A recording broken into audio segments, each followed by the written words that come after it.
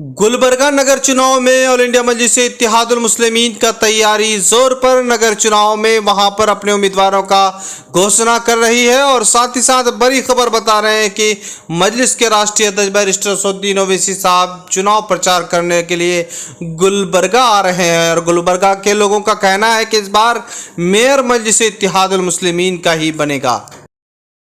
इस मर्तबा बैरिस्टर असदुद्दीन ओवैसी साहब का एक एम है कि गुलबर्गा के अंदर मेयर बनाएं, तो आप लोगों से गुजारिश है कि आप मजलिस का साथ देके पतंग को। गुलबर्गा नगर चुनाव को लेकर मजलिस-ए इत्तेहादुल मुस्लिमीन के तरफ से लगातार वहां पर मेयर बनाने के लिए प्रयास जारी है और वहां पर 22 उम्मीदवार अपने चुनाव मैदान में उतारने की खबरें आ रही है। बताते चले कि वहां पर 6 सितंबर को परिणाम आना है और 3 सितंबर को वहां पर चुनाव है। अब बताते चले कि मजलिस-ए इत्तेहादुल मुस्लिमीन के राष्ट्रीय अध्यक्ष बैरिस्टर असदुद्दीन ओवैसी साहब खुद गुलबर्गा में मेयर बनाने का सपना देखे हैं और इस सपने को साकार करने के लिए अब वो चुनाव प्रचार करने के लिए निकल पड़े हैं। बहरहाल इधर मजलिस-ए इत्तेहादुल मुस्लिमीन के बिहार प्रदेश अध्यक्ष जनाब अख्तर ईमान साहब अमोर विधानसभा के विधायक हैं, जो बिहार के सभी दलों के 11 नेताओं के साथ अपने प्रतिनिधि मंडल ने प्रधानमंत्री के बैठक में शामिल हुए हैं और साथ ही साथ जातीय जनगणना पीएम मोदी से इस मामले में बात की और उन्होंने खास तौर पर कहा कि यहाँ पर सुरजापुरी, कुलैया और खास तौर पर शेरशाह आबादी अन्य जातियों यानी सभी जातियों के बारे में उन्होंने उठाया है और जनगणना के बारे में कहा कि उनका जो है आर्थिक और सामाजिक स्थिति पता चल सके और साथ ही साथ जो समाज के आखिरी पंक्ति के लोग की जीवन बसर किस तरह से कर रहे हैं उसके बारे में बताया कि सीधे उनको जो है सरकार के द्वारा जो लाभ पहुंचना चाहिए उससे वंचित ना हो, उसके लिए जातीय जनगणना करना जरूरी है।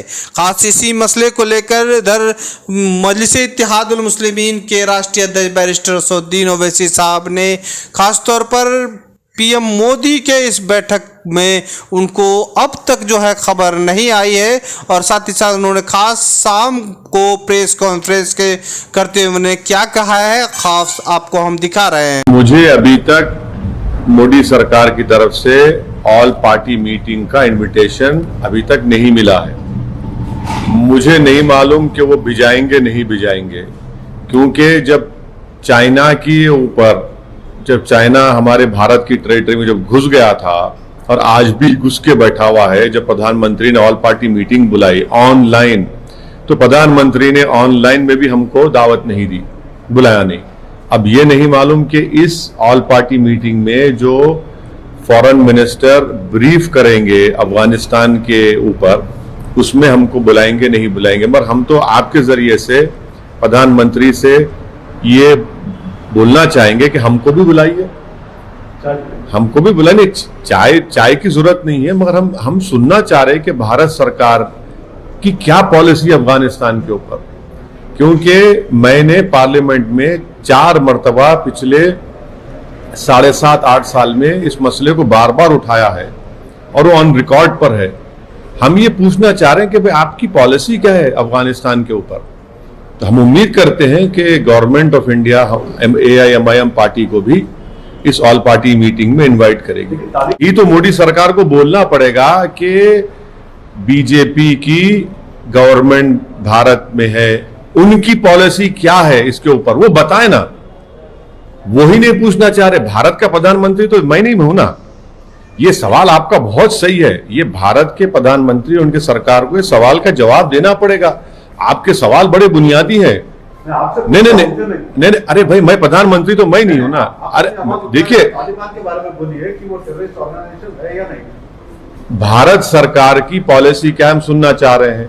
जहां तक तालिबान के लीडरशिप जो है उसमें से जो टॉप 10 में से कई लोगों को यूनाइटेड नेशन ने अपने रेजोल्यूशन से उनको टेररिस्ट करार दिया है। अब उनको डिडेजिग्नेट करना पड़ेगा, तो भारत सरकार अगर आएगा तो करेगी नहीं करेगी, मेरा सवाल आपसे, क्योंकि आप मोदी सरकार की तर्जुमानी कर रहे हैं। अरे बात तो सही है ना प्रसाद साहब। आप जब कह रहे हैं तो हम तो वही पूछना चाह रहे हैं। ये तालिबान के कई लीडर्स जो है उनके ऊपर यूनाइटेड नेशन के सैंक्शंस है, उनको डी डेजिग्नेट करना पड़ेगा। तो क्या चीन करेगा? भारत तो सिक्योरिटी काउंसिल का भी फिल वक्त चेयरमैन है। और फिर सुनिए, दोहा में हमने उनसे एक हेलो हाय किया, पूरी तरह नहीं किया। 2020 में हमने एक अनऑफिशियल एजेंसी से उनसे बातचीत की। यही तो हम जानना चाह रहे कि आपकी क्या पॉलिसी है।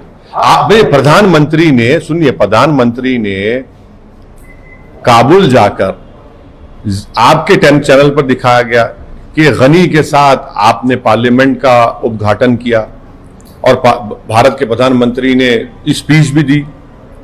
वो पार्लियामेंट में अब क्या होगा? 700 करोड़ की पार्लियामेंट है। $3 बिलियन का इन्वेस्टमेंट हमने रिकंस्ट्रक्शन में किया अफगानिस्तान में। वो $3 बिलियन का क्या है? क्या हुआ? क्या देश जाना नहीं चाहेगा? सलामा डैम हमने बनाया, वहां के बच्चों को स्कॉलरशिप दी, छाबार पोर्ट का मामला है। ये तो सब सुनना पड़ेगा ना, उनसे ही सुनेंगे। लेकिन आप मेंबर ऑफ पार्लियामेंट है, आपके ऊपर राय रखते हैं। हाँ, बोल दिया ना, मेरी राय बोल दिया हूं मैं आपको। नहीं, आपकी राय बोलिए। क्या अपनी राय अपनी आप क्या चाहते हैं? असदुद्दीन ओवैसी ही था जिसने 2013 से ये कह रहा था ये बात को। आप लोग सुनने तैयारी नहीं थे। आप लोग आप लोग इतने विज्ञान है, इतने आप लोग विजडम आप में कि आप सुनने तैयार नहीं थे। आप तो हंसी उड़ाते थे, आप तो मजाक उड़ाते थे मेरा पार्लियामेंट में, आप तो मुझे गाली देते थे। अब देखिए, अब इसका कौन जवाब देगा? अच्छा, मोदी जी इतना अमेरिका के करीब हो गए थे, वही अमेरिका सब बंद बना के भाग गया। हमारे 4 कॉन्सुलेट थे, क्यों बंद हो गए बताइए? एक एम्बेसी के साथ कौन जिम्मेदार है उसका? क्यों नहीं हमने जाने से पहले एयरपोर्ट में एक रूम क्यों नहीं लिया हमने, जो दूसरे सरकारें कर रही हैं? यही तो सवालात हैं जिसका जवाब हम चाहते हैं प्रधानमंत्री से। वो प्रधानमंत्री है ना, उनको बताना पड़ेगा देश को कि $3 बिलियन भारत का पैसा वहां पर सर्व करने के बाद ये सब क्या हुआ। आप कह रहे हैं कि आपने पहले सरकार को बताया था कि हमको बातचीत करनी चाहिए इसके नहीं, मैंने सुनिए, मैंने पार्लियामेंट में ये सवाल उठाया था कि क्या आप ये करेंगे, आपकी पॉलिसी क्या है? आपने जवाब नहीं दिया। मैंने आपको बाखबर किया, मैंने आपको कॉशन किया, तो आप सुनने तैयार नहीं थे। आज वो हकीकत बन चुकी है ना।